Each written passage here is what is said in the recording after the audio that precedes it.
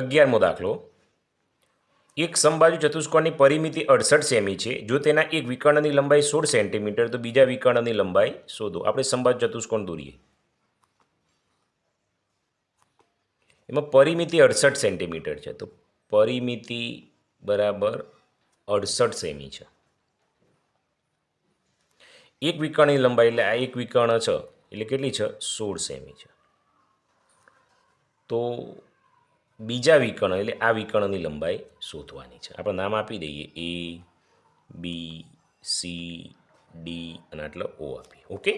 હવે પરિમિતિ 68 છે તો બાજુની લંબાઈ કેટલી થાય? તો આપણે 1, 2, 3, 4 બાજુ છે અને સરખી જ હોય તો સમબાજુ છે એટલે 68 ભાગ્યા 4 તો 17 ચોક 68 તો કેટલી થઈ વિદ્યાર્થી મિત્રો? 17 સેન્ટીમીટર થઈ. એનો મતલબ આ પણ 17 છે, આ પણ 17 સેમી, આ પણ 17 સેમી અને આ પણ 17 સેમી. હવે આખો વિકર્ણ આપણને આપ્યો છે 16 એટલે આટલો આ બંને ભાગ થશે તો આ કેટલો થશે? 8 સેમી થશે. હવે આપણે અહીં કાટખૂણો થયો પાયથાગોરસનો ઉપયોગ કરીને આ બાજુ લાવીએ કાટકોણ ત્રિકોણનો તો આના ડબલ કરીએ એટલે આપણને બીજા વિકર્ણની લંબાઈ મળી જાય. તો અહીંયા આપણે લખીશું પાયથાગોરસ પ્રમેય પ્રમાણે. તો આ એડીનો વર્ગ બરાબર એઓનો વર્ગ વત્તા ઓડીનો વર્ગ. ઓકે. હવે શું થશે? એડી આપણને 17 આપે છે, 17નો વર્ગ. એઓ 8 આપે છે તો 8નો વર્ગ. ઓડી શોધવાના છે તો ઓડીનો વર્ગ. 17નો વર્ગ 289, 8નો વર્ગ 64, ઓડીનો વર્ગ એમના 289 આ બાજુ આવે એટલે માઇનસ થઈ જશે.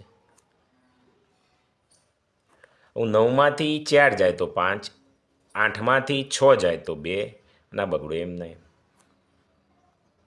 ઓડીનો વર્ગ. હવે વિદ્યાર્થી મિત્રો ઓડીનું વર્ગમૂળ ઓડી થશે અને 225નું વર્ગમૂળ 15 થશે. તો ઓડી બરાબર 15 સેમી. એક આ મૂલ્ય આવી ગયું. હવે બીજો વિકર્ણ તો ઓડી આ 15 એટલે આ 15, 15 ને 15 30. તો અહીં લખી દેવાનું બીજા વિકર્ણની લંબાઈ બરાબર 2 ગુણ્યા 15 લાયા એ 15 બરાબર 30 સેમી. તો વિદ્યાર્થી મિત્રો કેટલો જવાબ આવ્યો બીજા વિકર્ણનો? 30 સેમી 11મા દાખલાનો. ચલો 12મો જોઈએ. એના જેવો જ છે જુઓ. શું કહે છે? એક સમબાજુ ચતુષ્કોણની પરિમિતિ 52 સેન્ટીમીટર. તો ચલો આપણે દૂર દઈએ સમબાજુ. અહીં લખીએ પરિમિતિ 52 સેમી. એક વિકર્ણની લંબાઈ 24, આ 24 છે એટલે આ 12 થશે. બરાબર. તો બીજા વિકર્ણની લંબાઈ એટલે આ શોધવાનું પહેલાં જેવો જ છે. પરિમિતિ 52 હોય તો બાજુ કેટલી થાય? 52 ભાગ્યા 4 એટલે 13 ચોક 52 થાય એટલે 13 સેન્ટીમીટર આવી. તો આ પણ 13 થશે, આ પણ 13 થશે, આ પણ 13 થશે અને આ પણ 13 થશે. આપણે નામ આપી દઈએ એ, બી, સી, ડી અને ઓ. આ વિદ્યાર્થી મિત્રો કાટખૂણો થશે એટલે પાયથાગોરસ વાપરવો પડશે. આગળના દાખલામાં જમો તો સેમ ટુ સેમ કોપી છે. પાયથાગોરસ પ્રમેય પ્રમાણે કાટખૂણો આ થયો એટલે આનો વર્ગ એડીનો વર્ગ બરાબર એઓનો વર્ગ વત્તા ડીઓનો વર્ગ. ઓકે. હવે એડી કેટલા છે? 13 છે તો અહીં લખીએ 13નો વર્ગ બરાબર એઓ એટલે 12નો વર્ગ અને ડીઓ તો શોધવાનું છે એમના એમ. 13નો વર્ગ 169, 12નો વર્ગ 144 અને ડીઓનો વર્ગ એમના એમ. આના બાદ લઈ લે એટલે માઇનસ થઈ જશે. તો ડીઓનો વર્ગ બરાબર 169 ઓછા 144. 9માંથી 4 જાય તો 5, 6માંથી 4 જાય તો 2, 1માંથી 1 થાય એટલે 0 નથી લખતા. તો ઓનું ડીઓ વર્ગનું ડીઓ થાય તો 25નું વર્ગમૂળ 5 સેમી. હવે શું કહે છે બીજા વિકર્ણની લંબાઈ, તો એનાથી ડબલ થાય એટલે 10 જવાબ આવશે. તો અહીં લખી દઈએ બીજા વિકર્ણની લંબાઈ, તો 2 × 5 બરાબર 10 સેમી.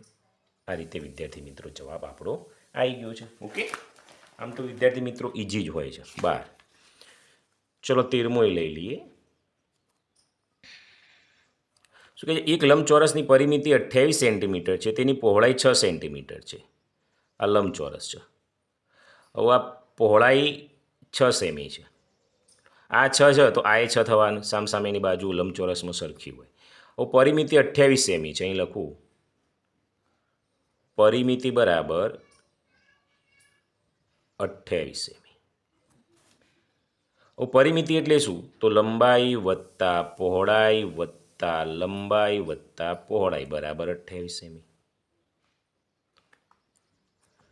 હવે પહોળાઈ તો આપેલી છે, આ પહોળાઈ કેટલી 6 ને 6 12, તો લંબાઈ વત્તા આ 6 વત્તા 6 એટલે 12 આવશે બરાબર 28.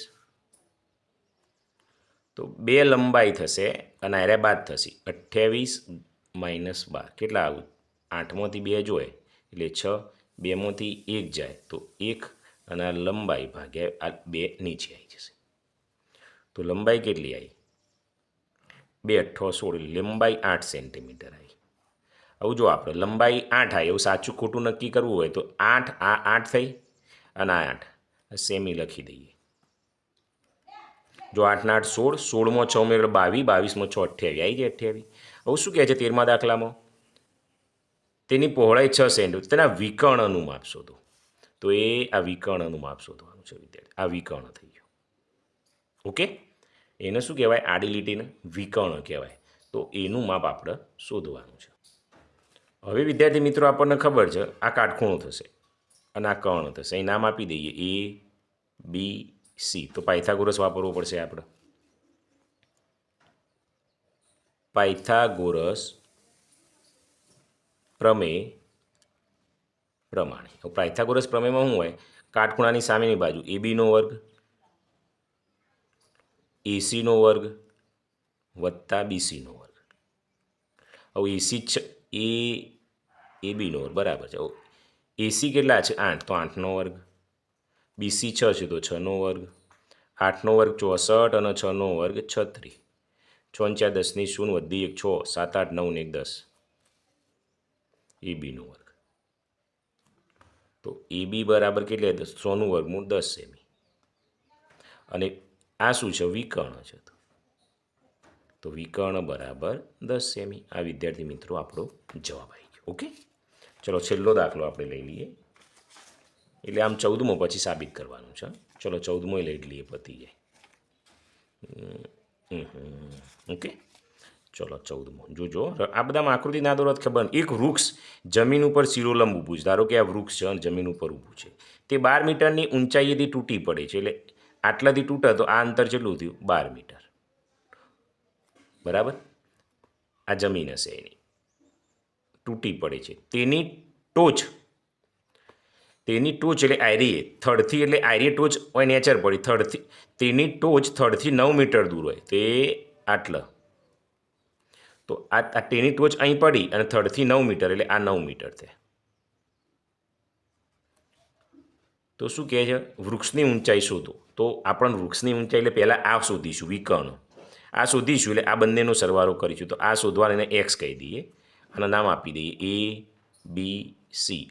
આ પાયથાગોરસ પ્રમાણે કાટખૂણો થયો. તો લખીએ પાયથાગોરસ પ્રમેય પ્રમાણે. ડાયરેક્ટ લખવું હોય તો આ કાટખૂણાની સામેની બાજુ એટલે કર્ણ xનો વર્ગ, આ બંનેનો સરવાળો 12નો વર્ગ અને આ 9નો વર્ગ. 12નો વર્ગ 144, 9નો વર્ગ 81.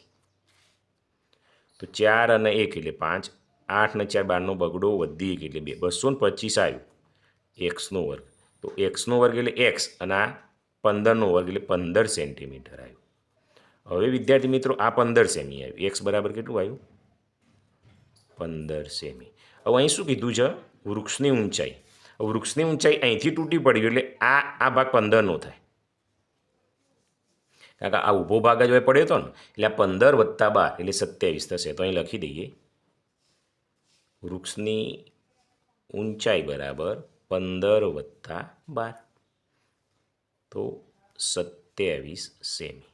ઓકે, આ રીતે વિદ્યાર્થી મિત્રો દાખલાનો જવાબ આવે. હવે વિદ્યાર્થી મિત્રો આપણે જોઈએ ને તો 4, 5 અને 6 સાબિત કરવાના છે, જે આપણે ગણાવતા નથી. ઓકે.